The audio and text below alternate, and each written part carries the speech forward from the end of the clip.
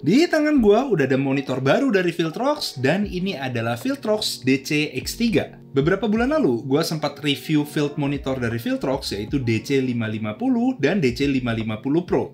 Dan menurut gua, DC550 series itu adalah monitor yang price to value-nya bagus banget. Di harga 2,6 juta, kalian udah dapat field monitor yang high brightness, build quality-nya bagus, tapi most of emang dari plastik, dan udah punya active cooling system alias ada fan-nya. Jadi ini keren banget. Plus kalian juga dapat satu baterai NPF 550 yang kualitasnya juga bagus. Tapi di video review itu masih ada beberapa hal yang jadi catatan gua, dan Viltrox secara ajaib itu benerin semuanya, well, almost semuanya, di monitor satu ini. Well, gua rasa gua belum se-influence itu, tapi gua rasa catatannya itu emang mirip-mirip antara gua dengan kreator lain.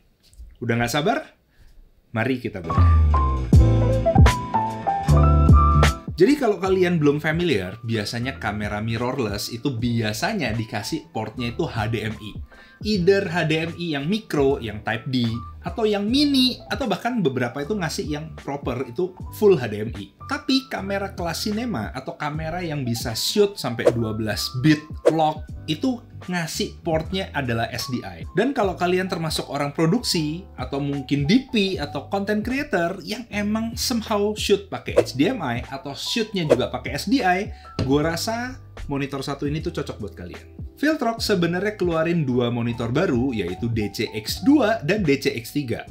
Kedua monitor ini tuh share spek yang sama, cuma bedanya yang X2 itu portnya HDMI only. Kebetulan DC-X2 tuh nggak datang ke studio gua, dan yang datang tuh adalah cuma DC-X3 yang support HDMI dan juga support SDI. Jadi basically, DC-X3 itu adalah external monitor 6 inch touchscreen dengan resolusi monitor Full HD. Tapi support input sampai signal 4K 30, dan gua udah testing di kamera gua, monitor itu sebenarnya bisa support sampai 4K 60 dengan catatan kompresi videonya harus longgop. Kalau rekam pakai All Intra, pilihan 4K 60-nya jadi nggak bisa dipilih sama sekali. Gue juga udah cobain buat rekam Full HD 120p pakai monitor ini, dan so far nggak ada kendala sama sekali. Dari sisi build quality, ini adalah monitor yang rigid banget. Seluruh body monitor ini itu terbuat dari metal. Jadi full aluminium body, dan punya active cooling system alias ada fan-nya. Color gamut coverage-nya udah 100% sRGB atau Rec 709 dengan keterangan maksimum 2000 nits.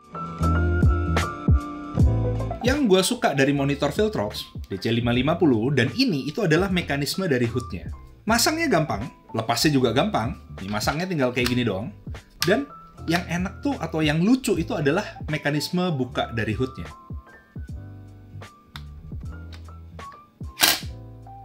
Update yang gue suka dari monitor Viltrox ini itu adalah port HDMI-nya atau port HDMI-nya, dan juga headphone jack-nya sekarang udah ada di sisi kiri monitor. Kebanyakan mirrorless, kecuali Nikon seingat gue, itu jack-nya atau jack HDMI-nya dan juga jack audionya itu semuanya ada di sisi kiri. Jadi kalau misalnya di monitor yang dulu, DC550, itu jack HDMI-nya ada di bagian bawah, dan kalau di bagian bawah, kalian penggunaannya langsung dipasang di atasnya kamera, itu kabelnya suka ngalangin LCD di kameranya.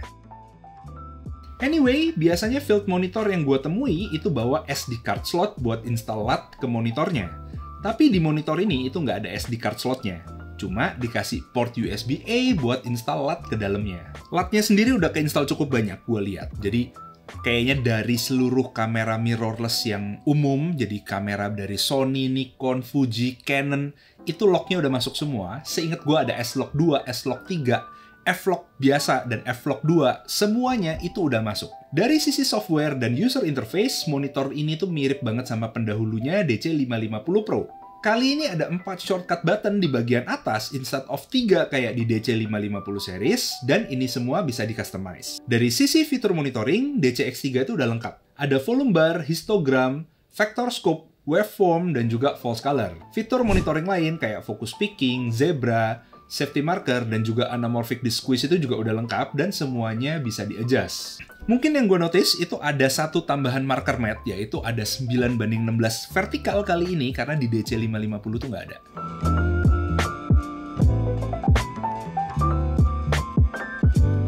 Salah satu hal yang jadi catatan gue, itu gue temui bahwa monitor dari Viltrox itu rata-rata layarnya atau LCD-nya itu fingerprint magnet. Nih, kalian bisa lihat sendiri nih. Ini juga nggak terkecuali. Sidik jari kita tuh gampang banget tertempel di layar monitor ini. Karena kita juga ngoperasiinnya itu touchscreen, dan ini akan kelihatan banget apalagi kalau mati. Tapi di DCX3 itu dapet screen protector, jadi gue belum coba, gue belum pasang juga, tapi gue harap itu bisa menanggulangi masalah fingerprint magnet ini.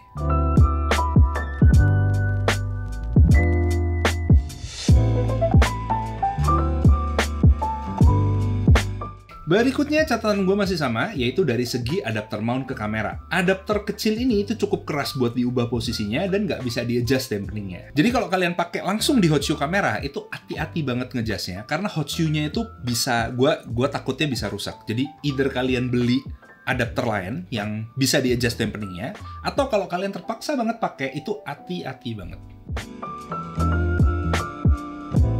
Menurut gue, DCX3 dan juga X2 itu adalah sebuah update yang cukup menyenangkan dari DC550. Build-nya top banget, tombol shortcut-nya banyak, lebih banyak satu dari 550 series, kecerahannya lebih tinggi sampai 2000 nits, dan buat gue yang paling penting adalah jack HDMI-nya itu di tempat yang nggak ngehalangin kamera.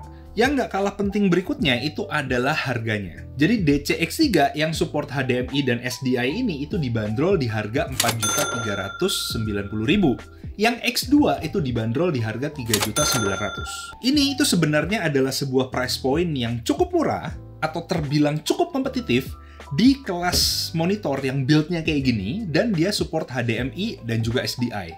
Jadi kalau misalnya kalian pengen build quality yang masih bagus tapi plastik, kalian bisa pilih DC550 series. Tapi kalau kalian pengen monitor yang bisa dipakai produksian berat, gue menyarankan DCX3 atau X2. Kurang lebih gitu aja. Gue akan kasih link pembeliannya di bawah kalau misalnya kalian tertarik. Dan sampai ketemu sama gue, Christo Chandra, di video berikutnya. Bye!